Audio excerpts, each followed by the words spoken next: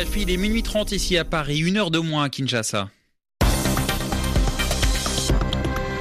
Et c'est l'heure de retrouver toute l'actualité africaine avec Céline Pellarin. Bonsoir Céline. Bonsoir Romain, bonsoir à tous.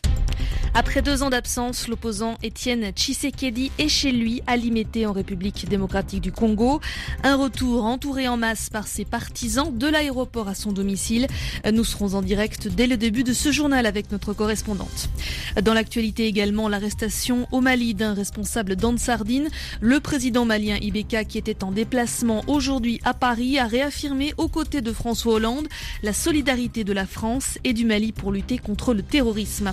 Le comité des Nations Unies contre la torture examine le cas du Burundi, une procédure exceptionnelle. La délégation du pouvoir de Bujumbura sera entendue ce jeudi à Genève sur ces allégations d'utilisation de la torture. Dans la seconde partie de cette édition d'Afrique Soir, nous parlerons de ce nouvel attentat kamikaze qui a frappé Mogadiscio. Une violence qui oblige de nombreux civils à fuir. Laetitia Bader est chercheuse au sein de l'ONG Human Rights Watch et elle est l'invitée d'Amaury Auchard. Et ce soir, c'est Antoine Grenier qui nous rejoindra dans quelques minutes pour parler de sport. Enfin, ce sera le zapping d'appel sur l'actualité.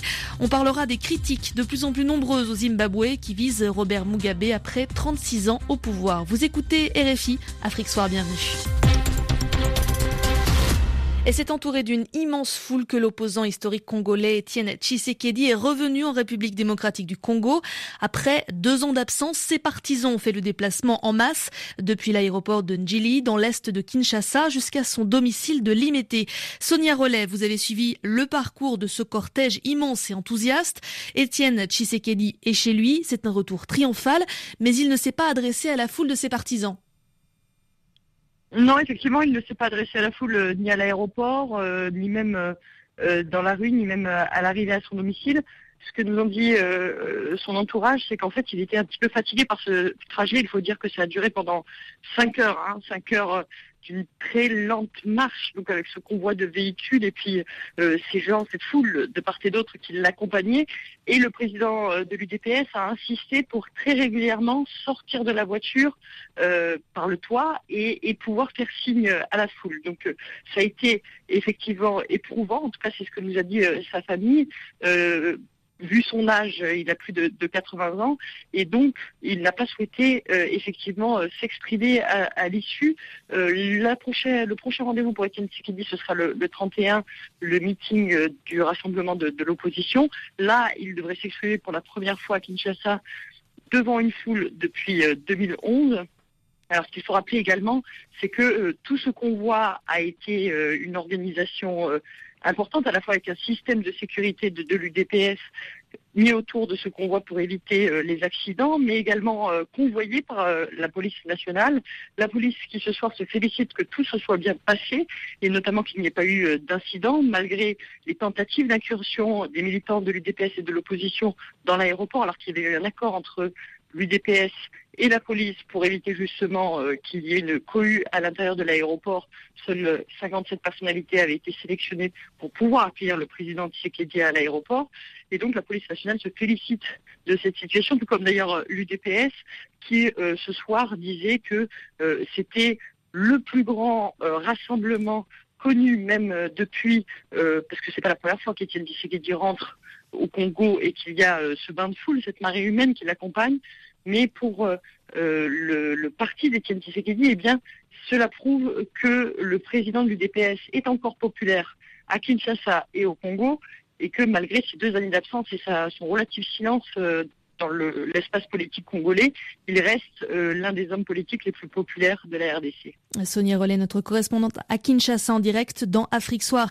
Et effectivement, du côté du pouvoir, le porte-parole de la majorité présidentielle reconnaît que c'est une foule immense, importante, qui a accueilli Étienne Tshisekedi. Alain Atundu Lyongo soutient que cette foule était composée autant de militants que de badauds, curieux de revoir le célèbre opposant après presque 2 ans d'exil. Je prends acte du retour d'un acteur important de la vie politique qui a été retenu en dehors de son pays par la force des choses, aux raisons de santé. Et aujourd'hui, nous espérons, moi j'espère plutôt qu'il va délivrer un message d'espoir. L'espoir aujourd'hui réside dans l'élimination de la crainte d'une violence post-électorale ou des troubles si jamais les élections ne sont pas organisées. Donc, c'est ce message-là que j'attends, un message d'espoir dans le sens de soutenir le dialogue et un message de responsabilité républicaine. Alain Toundiliongo, porte-parole de la majorité présidentielle de RDC au micro de Michel Arsenault. Toujours en République démocratique du Congo, plusieurs membres du Front citoyen 2016 qui participaient à la marche de soutien au dialogue organisé par le maire de la ville de Bunia ce 27 juillet ont été arrêtés. Ils sont entendus au bureau de l'Agence nationale des renseignements de Bunia. Annonce faite par le Front citoyen 2016 qui dénonce un acharnement de l'ANR contre ses membres et demande à ce qu'ils soient relâchés car, je cite, ils n'ont posé aucun acte contraire aux lois de la République. Un sommet Côte d'Ivoire-Burkina Faso se tiendra ce jeudi à Yamoussoukro avec la signature d'un traité d'amitié et de coopération entre les deux pays. À cette occasion, le nouveau président du Burkina Faso, Roch Marc Christian Kaboré, se déplacera pour sa première visite en Côte d'Ivoire depuis son arrivée au pouvoir.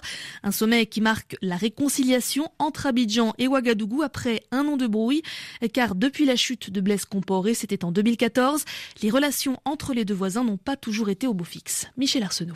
Entre la Côte d'Ivoire et le Burkina Faso, il y a encore et toujours deux pommes de discorde. La première concerne Blaise Compaoré, l'ex-homme fort burkinabé. Lorsque ce dernier a été chassé du pouvoir, il s'est exilé en Côte d'Ivoire, qui lui a donné la nationalité. Il échappe par le fait même à la justice de son pays, qui voudrait l'entendre sur l'assassinat du capitaine Thomas Sankara. Un second dossier empoisonne les relations entre les deux capitales. Une conversation téléphonique supposée entre Djibril Bassolé, ex-ministre des Affaires étrangères du Burkina, et Guillaume Soro, le président de l'Assemblée nationale ivoirienne.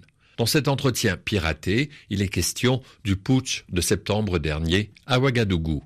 Ces tensions n'ont toutefois pas empêché la Côte d'Ivoire d'extrader au Burkina Faso 4 proches de Blaise Compaoré soupçonnés d'avoir trempé dans le coup d'État raté. Depuis lors, les deux pays ne cessent de se rapprocher, d'autant plus qu'ils se sont trouvés un ennemi commun, le djihadisme, qui a frappé tant à Ouagadougou qu'à Grand-Bassam. Michel Arsenault. Les forces maliennes ont arrêté mardi un dirigeant du groupe islamiste Ansar Dine dans le centre du pays. Il est présenté comme l'émir de la Katiba Ansar Dine du Massina, l'unité combattante du groupe Ansar Dine au centre du Mali. Une arrestation qui intervient quelques jours après l'attaque qui a coûté la vie à 17 soldats à Nampala. L'état d'urgence au Mali a été donc réinstauré après cette attaque et des combats ont également opposé à Kidal dans le nord du Mali un groupe pro-gouvernemental et l'ex-rébellion et c'est donc dans ce contexte de regain de violence que le président malien a été reçu ce mercredi par le président français. François Hollande a assuré que la France resterait engagée aux côtés du Mali dans sa lutte contre le terrorisme. Et à l'issue de la rencontre, le président Ibrahim Boubacar Keïta a lui aussi réitéré sa solidarité avec le peuple français au lendemain de l'assassinat du prêtre Hamel à Saint-Étienne-du-Rouvray, une attaque revendiquée par le groupe État islamique. On écoute le président malien Ibeka. Je crois que tout homme digne de ce nom a été révulsé par ce qui s'est passé hier, Saint-Étienne-du-Rouvray. Le père Hamel incarnait la bonté humaine dans ce qu'elle a de plus beau, de plus convivial, l'amour de l'autre. Qu'un tel homme ait subi ce que l'on sait révulse. Je dis toute mon indignation et toute ma sympathie à l'ensemble du peuple français. Nous sommes ensemble. Mon pays également est victime du terrorisme, devant un destin qui se croise. Toutes nos sympathies. Le président Ibrahim Boubacar Keïta au micro de Laura Martel. Vaste coup de filet antiterroriste, c'est au Maroc, c'est le ministère de l'Intérieur qui l'a annoncé. 52 personnes ont été arrêtées dans plusieurs villes du royaume. Ils ont été placés en détention. Ces personnes sont accusées d'avoir planifié des attentats au nom de l'organisation État islamique. Et les perquisitions ont permis de découvrir un arsenal impressionnant. Léonard Vincent. Des armes à feu, des munitions, des armes blanches, des explosifs et des drapeaux noirs avec les premiers mots de la Shahada. Les perquisitions de la police semblent avoir démantelé un important réseau djihadiste. En tout, 143 personnes ont été arrêtées le 19 juillet. 52 ont été envoyés en prison. Le communiqué du ministère de l'Intérieur marocain ne donne pas beaucoup de détails, notamment les villes dans lesquelles ont été opérées ces arrestations. Il précise quand même 2 choses. D'abord que des chefs à différents niveaux de commandement ont été arrêtés, mais aussi que les terroristes planifiaient des attaques à des niveaux de préparation très avancés contre des prisons, des postes de police, des lieux de tourisme, des festivals ou encore des centres de loisirs. Il s'agissait également d'un réseau de recrutement via les réseaux sociaux.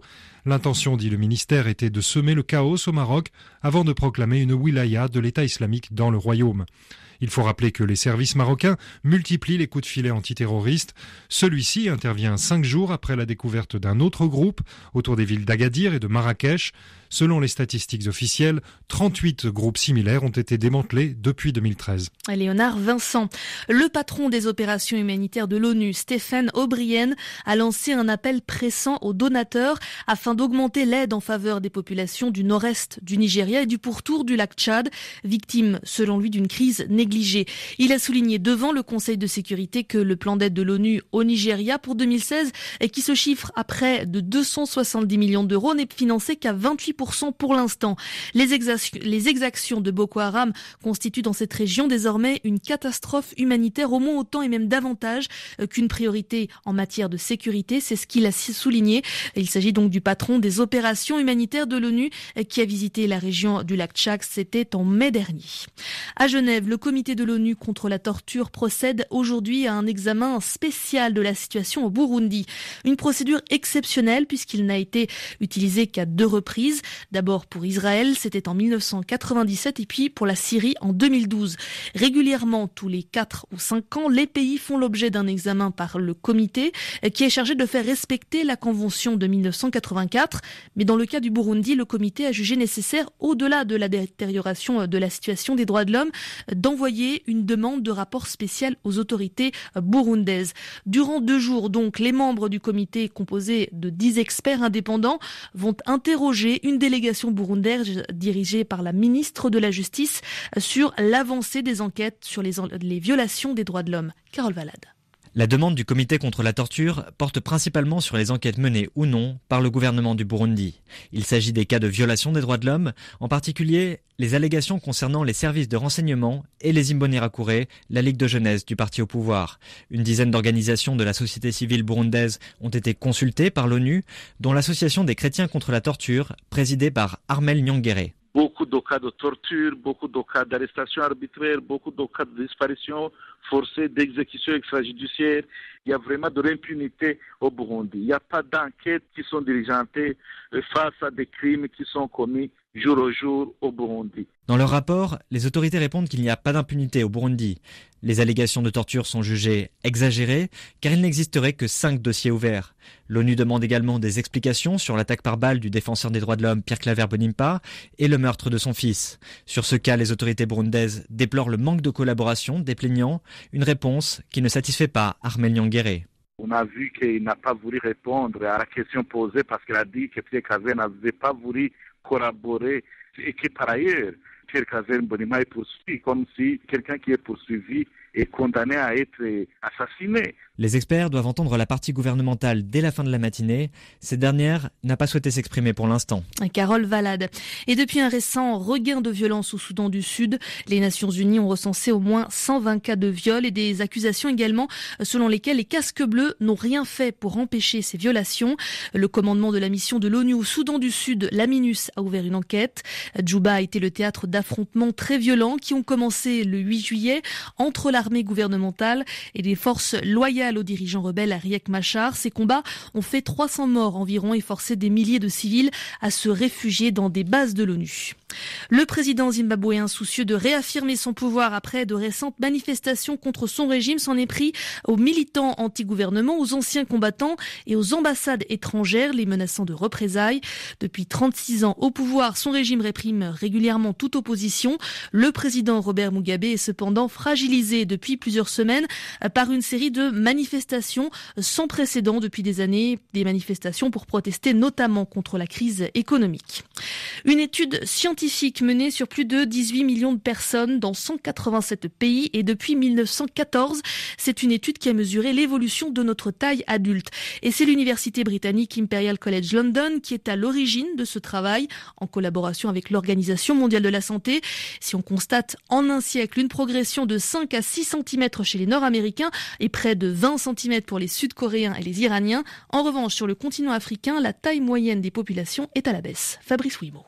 La tendance dans beaucoup de pays d'Afrique est à la baisse. À titre d'exemple, la taille moyenne a reculé de 5 cm au cours des 40 dernières années en Ouganda, au Sierra Leone et au Rwanda. Les raisons de cette chute se trouvent dans de nombreux facteurs, comme l'explique le professeur André Kenyé, l'un des auteurs de cette étude. Le premier facteur est le facteur génétique, c'est-à-dire en fait on est avec un potentiel d'être grand de taille ou petit de taille. C'est plutôt les autres facteurs, les facteurs dits environnementaux qui doivent avoir joué le plus dans ce que nous observons. Les conditions de vie intra-utérines, notamment la malnutrition par exemple, elle peut se traduire par une petite taille un peu plus tard dans la vie. De la même manière, une fois que l'enfant est né, les conditions de vie dans l'enfance sont aussi extrêmement déterminantes pour la taille future. Les meilleurs élèves de la classe, Sénégal, Libye et Botswana entre autres, n'ont connu qu'une stagnation au fil du temps. 1,60 m en moyenne dans ces pays. Il y a toutes les chances que en fait, ces facteurs aient pu être plus prépondérants dans certains pays que dans d'autres. Ils vont donc justifier le fait que nous observions ces différences majeures. L'écart de taille globale entre hommes et femmes n'a quasiment pas évolué, passant de 11 cm en 1914 à 12 cm en 2014. Vous écoutez RFI, les 22h passées de 46 minutes en temps universel. Afrique Soir sur RFI. Et restez à l'écoute de la radio du Monde. Dans quelques minutes, nous parlerons de sport avec Antoine Grenier. Mais tout de suite, place à l'invité d'Afrique Soir. À la capitale somalienne, Mogadiscio, de nouveau victime d'une attaque, c'était mardi soir. Un double attentat suicide à la voiture piégée qui a fait au moins 13 morts et qui a été revendiqué par le groupe Al-Shabaab. Les kamikazes visaient la principale base militaire de l'AMISOM, la mission de l'Union africaine en Somalie. L'AMISOM, dont le mandat a été renouvelé pour une nouvelle année, alors que des élections doivent avoir lieu en Somalie dans les mois à venir. Le contexte sécuritaire du pays de la Corne de l'Afrique reste donc très fragile. Et pour fuir ces violences, des dizaines de milliers de Somaliens décident de partir. Une situation dénoncée par Laetitia Bader. Elle est chercheuse au sein de l'ONG Human Rights Watch et elle est l'invitée d'Amaury Ochard. Laetitia Bader, bonjour. Bonjour. Les ONG rapportent des exactions commises par les Al-Shabaab en Somalie, mais aussi par des forces du gouvernement et de l'AMISOM. Qui reste-t-il pour protéger les civils en Somalie ? Malheureusement, c'est une très bonne question et je pense qu'un des problèmes actuellement quand on parle des questions de développement politique, alors il y a la communauté internationale se focalise beaucoup ces derniers mois sur la question d'une élection quelconque. Alors c'est pas une élection générale comme on connaîtrait dans d'autres pays, mais se focalise sur les élections. L'année dernière, se focalisait surtout sur la question de créer des nouveaux États fédéraux au sein de la Somalie. Je pense que souvent on perd de vue en fait ce qui devrait être la priorité de ce travail de créer un État en Somalie. On voit vraiment que ce soit les dirigeants somaliens, mais aussi la communauté internationale qui est engagée en Somalie, oublie trop souvent que des civils souvent sont les victimes des mesures qui sont prises trop rapidement, des processus politiques qui sont vraiment pas écoutés. Dimanche 17 juillet, des combats entre le contingent éthiopien de l'AMISOM et des Al-Shabaab ont fait 17 morts, dont 14 civils. Le contingent éthiopien est pointé du doigt. Est-ce que l'AMISOM n'est pas un danger de plus pour la population somalienne ? Alors, on continue bien sûr à trouver des cas de violence indiscriminée contre la population civile par Amazon. Alors, comme vous dites, l'incident qui a eu lieu dans une région, c'est un village très pauvre. Alors, surtout des paysans a été attaqué et toute l'élite en fait, les sages du village ont été tués au cours de cette opération. Donc, c'est vraiment une communauté qui est laissée complètement dévastée par cet incident et clairement où les forces éthiopiennes ont visé indiscriminément les civils. Donc oui, on continue à voir et je pense que le problème avec Amazon est double. Non seulement, bien sûr, c'est une force très puissante et qui a une structure de commande et où les décisions sont faites en dehors de la Somalie. Donc bien sûr, la population civile n'a pas grand pouvoir sur ces forces, mais en même temps, on n'a vraiment pas vu des améliorations par rapport aux mesures pour essayer d'entreprendre des enquêtes et de voir vraiment quelles exactions sont faites. Donc, malheureusement, nous, depuis plusieurs années, on a documenté à maintes reprises des violations par les forces de l'Union africaine et on n'a pas vu, que ce soit au niveau de l'Union africaine, que ce soit au niveau du commandement de cette force Amisom ou dans les capitales d'où viennent ces forces, vraiment une prioritisation de ce qui est vraiment rendre compte pour ces abus. Au Kenya, le camp de Dadaab est le principal camp de réfugiés somaliens dans le pays. Le gouvernement a récemment annoncé qu'il voulait le fermer et que tous les réfugiés devaient rentrer en Somalie. Est-ce possible ? Le retour actuellement est définitivement prématuré. Jusqu'aujourd'hui, on n'a toujours pas vu la preuve du gouvernement kényan que des réfugiés de Dadaab étaient liés aux attaques très sérieuses qui ont eu lieu sur le territoire kényan. Comme j'ai décrit, la Somalie et surtout le sud et les zones centrales de la Somalie, d'où viennent la plupart des réfugiés basés à Dadaab, n'est pas un contexte sûr. J'ai parlé avec plusieurs réfugiés récemment quand j'étais à Dadaab. Ils me racontaient qu'ils avaient essayé de retourner chez eux, mais ils ont retrouvé d'autres individus sur leur terrain. Donc, aucune façon de survivre. Depuis 6 mois en plus, on a vu les Shabab recommencer à recruter des enfants. Et bien sûr, la population à Dadaab, il y a beaucoup de jeunes, il y a beaucoup d'enfants, de jeunes hommes, et les renvoyer actuellement en Somalie est bien sûr d'une question de droits de l'homme terrible, mais aussi d'une question sécuritaire, une décision très préoccupante. Laetitia Bader, merci. Merci. Laetitia Bader de l'ONG Human Rights Watch, elle était l'invitée d'Amaury Auchard.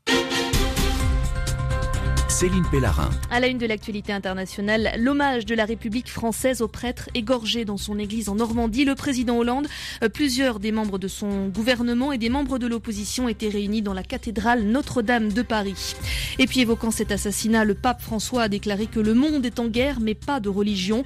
Le pape qui entame une visite de 5 jours en Pologne pour des journées mondiales de la jeunesse. Et puis le pouvoir du président Recep Tayyip Erdogan en Turquie a intensifié les purges après le putsch raté du 15 juillet. Fermant des dizaines de médias et chassant de l'armée près de 150 généraux. Vous êtes à l'écoute d'RFI, il est 22h52 en temps universel, c'est l'heure du journal des sports et c'est avec Antoine Grenier. Bonsoir Antoine. Bonsoir Céline. Nous vous en parlions il y a quelques jours maintenant, la possible suspension de la Fédération tchadienne de football, c'est désormais officiel. Oui, c'est une information de notre correspondant au Tchad après un courrier envoyé à la FIFA le 20 juillet dernier pour pointer les dysfonctionnements de la Fédération nationale. Le ministre des Sports a décidé de suspendre la fédération et de mettre en place un comité de normalisation. Conséquence immédiate, l'ouverture du championnat national qui devait démarrer le 28 juillet est purement et simplement annulée. Et toujours en football, la Ligue africaine des champions. 3 rencontres de la 4e journée de phase de groupe aujourd'hui et dans le groupe A, mauvaise opération pour la SEC Abidjan. Les Mimos tenus en échec un partout sur leur terrain par les Zambiens de Zesco United. Les Abidjanais avaient pourtant ouvert le score à la 75e minute sur une tête de Kofi Koné, mais ils n'ont pas su conserver cet avantage, encaissant l'égalisation de Mwanza à peine 4 minutes plus tard. Tous les rêves de demi-finale ne sont pas encore partis en fumée, mais avec désormais 4 points, la SEC devra faire un sans faute lors des 2 prochaines journées. Ce sera compliqué, les Mimos se retrouvant en dernière position derrière le National du Caire, vainqueur du Wydad Casablanca 1-0. Le WAC qui reste premier avec 7 points à égalité avec Zesco United. Et dans le groupe B, le premier qualifié pour les demi-finales est sud-africain. Les Mamelodi Sundowns, vainqueurs 1-0 du Zamalek du Caire. Du coup, le club de Pretoria compte compte 9 points en tête. L'autre place qualificative se jouera entre le Zamalek, 3 points, et les Nigérians d'Enyimba, qui n'en comptent aucun. Un groupe B composé seulement de 3 équipes, on le rappelle, après la disqualification des Algériens de l'Entente Sétif. Et puis en Coupe de la Confédération, Antoine, c'est fait. Le tout-puissant Mazembe est en demi-finale. Les Corbeaux, vainqueurs 1-0 de leur match contre les Algériens du Mouloudia Béjaïa. Le but du Zambien Reinford Kalaba sur une passe de Solomon Asante à l'heure de jeu a suffi. Nasser Manjak, l'entraîneur du Mouloudia Béjaïa, reconnaissait que Mazembe était supérieur sur ce match. Je suis venu pour apprendre ce que j'ai dit à mes joueurs. J'espère surtout que ce match va servir de référence pour nous. Parce qu'on on a 0 internationaux chez nous. Quand en face on en a 14. On a vu la différence sur la puissance physique. Sur la gestion du match, on a vu quand même une équipe qui est en face, qui est très très très costaud. On va simplement reprocher quelques coups de sifflet qui nous ont semblé un petit peu litigieux dans le match, à des moments cruciaux du jeu. Mais bon, on le savait, on était prêts, on accepte tout ce qui se passe. Vous jouez en Tanzanie avant de finir chez vous à domicile, probablement contre un adversaire avec qui vous allez vous disputer une place en demi-finale. Avec quel état d'esprit ? Oui, avec l'esprit d'avoir appris aujourd'hui, en plus être plus efficace dans la phase offensive, surtout dans les temps forts. On l'a eu en fin de match. On n'a pas su le concrétiser. On l'a eu au match aller aussi chez nous. On a eu 2 occasions pour marquer. Et donc ça montre que nos joueurs sont encore jeunes, ils apprennent. Bon, on va essayer d'apprendre très vite. Nasser Manjak, l'entraîneur du Mouloudia Béjaïa, au micro de Pascal Mwangala. Du coup, l'équipe luchoise compte 10 points, 5 points de plus que Béjaïa et Medeama. Les Ghanéens vainqueurs hier des Tanzaniens de Young Africans 3-1. Et dans le groupe B, Antoine, le FUS Rabat fait un grand pas vers la qualification. Les Marocains, larges vainqueurs 3-1 encore de leur duel face à leurs compatriotes du Kaukab Marrakech. Début inscrit en 10 minutes entre la 7e et la 17e, doublé de Nairi, puis un but d'Al-Bassil. Au classement de ce groupe B, le FUS prend donc le large avec 10 points. Le Kaukab de son côté rétrograde au 3e rang derrière l'Étoile du Sahel avec 7 points. Les Tunisiens qui ont battu l'Al-Ahly Tripoli mardi. Et puis un mot également du 3e tour préliminaire de Ligue des Champions en Europe. 6 rencontres au programme, parmi elles le Celtic de Glasgow, le nouveau club de Kolo Touré, même si l'Ivoirien n'a pas joué, est allé arracher le nul 1 partout au Kazakhstan face au FC Astana. L'AS Monaco du Congolais Marcel Tisserand de son côté s'est incliné 2-1 en Turquie face au Fenerbahçe d'Emmanuel Emenike, le Nigérian auteur d'un doublé dans cette rencontre. Match retour la semaine prochaine. Et puis on termine, Antoine, avec l'athlétisme et le vice-champion du monde du javelot qui n'ira pas à Rio. L'Égyptien Iyab Abdelrahman a été exclu des Jeux de 2016 après un contrôle positif à la testostérone.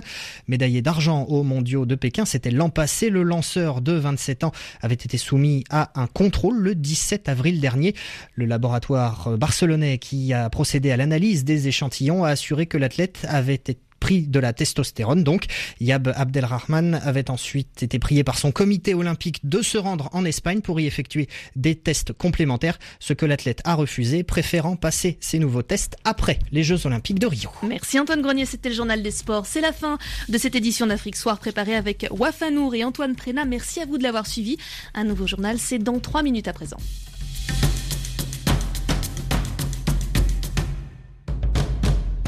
Suivez le zapping d'Appel sur l'actualité avec Orange Money, leader du transfert d'argent et du paiement de factures via mobile.